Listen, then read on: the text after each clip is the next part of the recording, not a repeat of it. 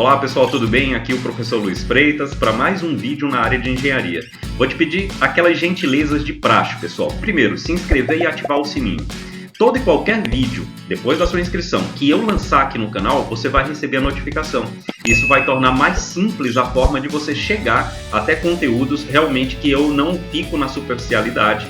Eu vou entrando realmente, vou me aprofundando no tema, por isso esses vídeos normalmente são vídeos um pouco mais longos.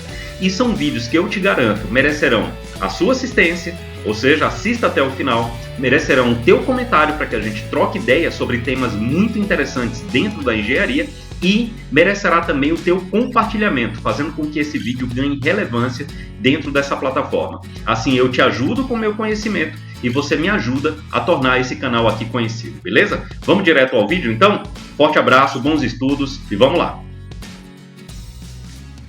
E aí, tudo bem? Professor Luiz Freitas de volta. Agora para a terceira forma de resolver esse circuito, vou deixar o card aqui da última forma que a gente resolveu, que foi pela análise nodal, e nós vamos resolver pela superposição. Professor, mas o autor aí está dizendo claramente que pediu pela análise nodal. Bom, independente do método que a gente resolver, nós temos que encontrar a mesma resposta. E é justamente isso que eu quero dar. Eu quero dar poder para vocês para, quero decidir fazer por tal método. E aí você ter realmente o conhecimento suficiente para resolver pelo método ou pelo teorema. No caso do teorema da superposição, independente da quantidade de fontes que existem dentro do circuito, nós trabalhamos com uma única fonte independente por vez. Nós temos aí duas fontes independentes, uma fonte de corrente de 5 amperes apontada para cima, uma fonte de 4 amperes apontada para baixo. Não tem fontes dependentes. As fontes dependentes elas são representadas por um losango, não é o caso aqui. Inclusive tem vídeos aqui na playlist de circuitos elétricos que você encontra circuitos com fontes dependentes. Não é o nosso caso aqui. Porém, o teorema ele não desliga as fontes dependentes, ok? Só desliga as fontes independentes. Beleza, agora o que é desligar uma fonte independente? Bom, depende do caso. Se nós tivermos aqui, e como temos aqui, duas fontes de corrente, desligar uma fonte de corrente independente significa dizer você abrir os terminais dessa fonte. Ou seja, seria basicamente isso que eu vou fazer agora, desligando a fonte de corrente à direita, que é a fonte de corrente de 4 amperes. Então, imagina eu pegar e colocar aqui para a gente, vamos lá, somente esse circuitinho aqui, ó. Certo? Somente esse circuito aqui. Vejam que eu tirei a fonte de 4 amperes. Agora, muito cuidado. O que eu fiz foi abrir os terminais da fonte de 4 amperes. Se fosse uma fonte de tensão, eu teria que curto-circuitar aquele ramo. Por exemplo, vamos dizer, tá, pessoal? Então, vamos extrapolar. Vamos dizer que aqui não é uma fonte de corrente de 4 amperes. Vamos dizer que fosse uma fonte de 4 volts. Obviamente, eu teria que ter uma polaridade aqui, mais menos. O que é que eu faria no circuito de baixo? Eu faria isso aqui, pessoal. Ó. Curto-circuitaria os terminais dessa fonte. E assim eu garantiria que no ramo que eu tenho a fonte de tensão, que seria de 4 volts, seria 0 volt. Ou seja, eu estou desligando a fonte de tensão. Então, a gente tem aí uma estratégia. Quando é fonte de tensão, eu curto-circuito os terminais da fonte de tensão. Quando é uma fonte de corrente, eu abro os terminais da fonte de corrente. Mas isso só vale para fonte independente. Beleza? Colocado isso, vou apagar aqui, né? Porque vou voltar para o problema, senão vai dar problema, não é? E a gente vai calcular o valor de I para este caso. E para este caso, tem uma forma bem simples de resolver, que é pelo divisor de corrente. E como é que nós vamos fazer isso? A primeira coisa que eu vou fazer é redesenhar. E, pessoal, não liguem para sempre o desastre que é o meu desenho. O que importa é fazer sentido, beleza? Então, vamos lá. Eu vou redesenhar o circuito aqui. Então, eu tenho uma fonte de corrente de 5 amperes para cima. Aí, olha o que é que eu vou fazer com os resistores aqui, tá? Eu tenho um resistor em paralelo com essa fonte de 1 ohm e eu tenho 2 resistores em série de 5 ohms e de 2 ohms. Mas por que eu estou dizendo com tanta segurança que esses 2 resistores estão em série? Aliás, para quem não está conseguindo se localizar, seriam esses 2 resistores aqui, ó. Esse de 5 e esse de 2. Por que eu estou dizendo que eles estão em série? É que note, como os terminais aqui em V2 estão abertos, a corrente I não tem outro caminho para passar a não ser passando por cima dos 5 ohms, passar também por cima do 2 ohms. Tudo bem? Então, é só isso. É por isso que eu estou dizendo que eles dois estão em série. Ok? Beleza. Aí, lógico, né? Eu tenho a corrente de 5 amperes, desculpa, a corrente I, descendo aqui por esses resistores de 5 ohms e de 2 ohms. Como é que eu calculo essa corrente I pelo divisor de corrente? Divisor de corrente só vale quando eu tenho uma fonte de corrente, obviamente, normalmente é uma fonte de corrente, ou uma corrente que chegasse aqui nesse nó. E a partir daí ela tivesse que se dividir. Por quê? Porque eu tenho 2 ramos em paralelo. Ou seja, o ramo do 1 ohm está em paralelo com o ramo dos 7 ohms, que é a série de 5 com 2. Nessa altura do campeonato, eu acredito que você já saiba disso. Então, ó, aqui eu tenho uma corrente de 5 amperes. E como é que eu calculo a corrente I dessa forma, pelo divisor? A corrente I vai ser uma fração da corrente de 5 amperes, dado a seguinte lógica. O resistor do outro ramo, ou seja, 1, dividido pela soma das resistências dos 2 ramos. Esse 7 é a série de 5 com 2, ok?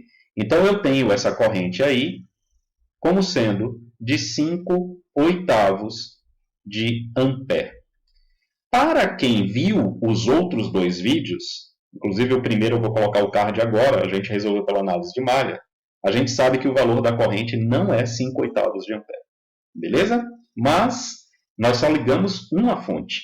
Agora o que é que eu vou fazer? Eu vou ligar a segunda fonte. E aí vai fazer sentido.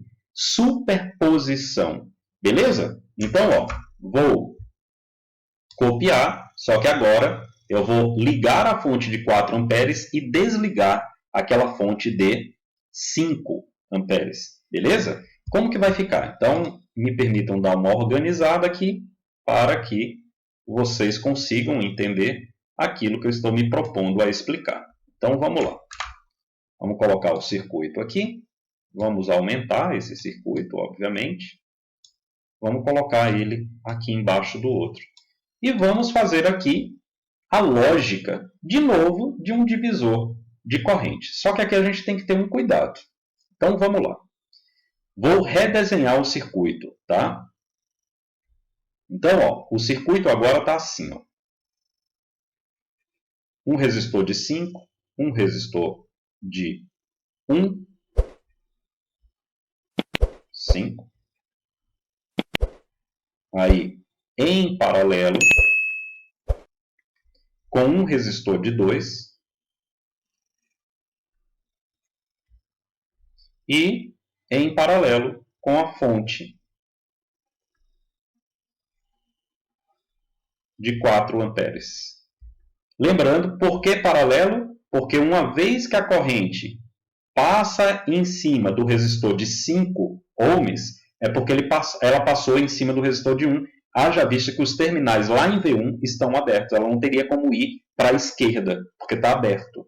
Beleza? Então, ela passa em cima do resistor de 1 ohm e passa em cima do resistor de 5 ohms. Por isso que eu estou considerando aqui que eles estão em série. Beleza? Agora, pessoal, uma coisa que eu não falei no circuito de cima e que eu vou ressaltar no circuito de baixo.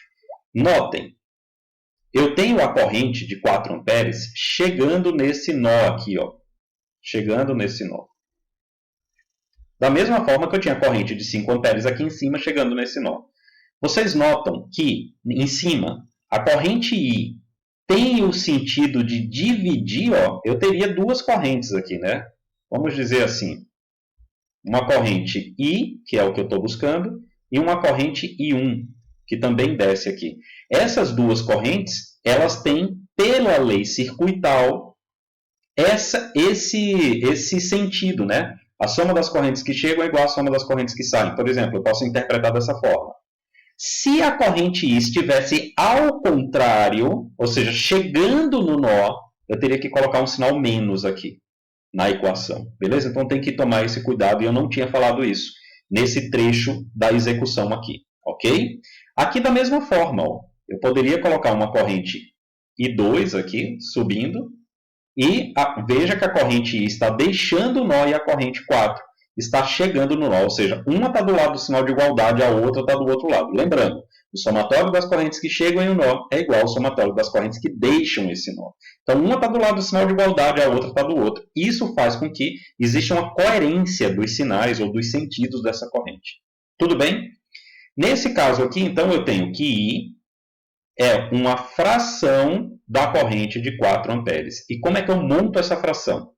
O resistor do outro ramo que I não passa, pode ver que ele tem um valor de 2, dividido pela soma das resistências dos dois ramos em paralelo. 2 mais 6. Certo? 6 porque é 5 mais 1. Ok? Então aqui eu vou ter o quê? Vou ter 2 vezes 4, 8. 8 dividido por 8, 1 ampere. Beleza? Então eu encontrei 5 oitavos e encontrei 1 ampere. Tá, então qual o valor de I? Aí, pessoal, eu uso a superposição. Então, o valor de I é igual a 5 oitavos mais 1, que vai resultar em 13 oitavos de ampere, batendo com aquilo que a gente resolveu nos outros dois métodos. Ou seja, na superposição eu somo. Só que tem que prestar muita atenção no seguinte detalhe. Notem que eu não mudei o sentido da corrente I. Se eu tivesse que mudar, ou seja, por algum motivo, no primeiro circuito aqui, ao invés de eu colocar a corrente I vindo aqui, descendo em 5 e 2, tivesse que colocar para cima, por algum motivo, eu teria que mudar o valor, né, o sinal dessa corrente, beleza? Então, sempre tente manter a variável ou a grandeza no mesmo sentido que ela estava na questão, de forma original na questão. Isso faz com que você não tenha que mudar o sinal dela em nenhum ponto da tua resolução. Ok? Agora, e como é que a gente calcula V1 e V2? O que a gente consegue calcular de cara aqui é que, então, me permita voltar lá para o circuito original. Então, vamos aqui para o circuito original. Vou colocar ele aqui. O que a gente sabe desse circuito original é o seguinte, que V1 menos V2 é igual a 5 vezes I. A gente sabe disso. Pela lei de Ohm. Eu expliquei isso nos outros vídeos, então dá uma caçada lá, por favor. E aqui o que vai acontecer, então, é que V1 menos V2 vai ser 5 vezes 13 oitavos, ou seja, 65 oitavos de volt. Beleza? Agora, como é que eu determino V1 e determino V2? Bom, o que nós vamos fazer é o seguinte. Nós vamos, uma vez tendo o valor de I, a gente pode, por exemplo, usar outro método, por exemplo, pode ser das malhas, pode ser dos nós, para complementar e encontrarmos V1 e V2. A gente vai fazer isso agora na sequência. Beleza? Vamos lá. Então, como é que a gente vai fazer? Ó? Vamos usar aqui um método bastante interessante e muito simples para poder fazer isso. Vamos lá. Deixa eu ver aqui para que lado fica melhor. Vamos fazer aqui. Ó. Deixa eu puxar aqui as figuras aqui para ficar mais fácil. Observem. Observa aqui, ó, nesse trecho do circuito. Vou marcar aqui de verde. Ó. Nesse nó aqui onde eu tenho V1. Tá? Nesse nó está chegando a corrente de 5 amperes e saindo a corrente I, que a gente já tem o valor, né? Que é de 13 oitavos de ampere. Beleza? Ora, se chega a 5 e sai 13 oitavos, também sai um outro valor que eu vou chamar aqui I1. E esse valor de 1, ele é dado pelo seguinte: 5 menos 13 oitavos.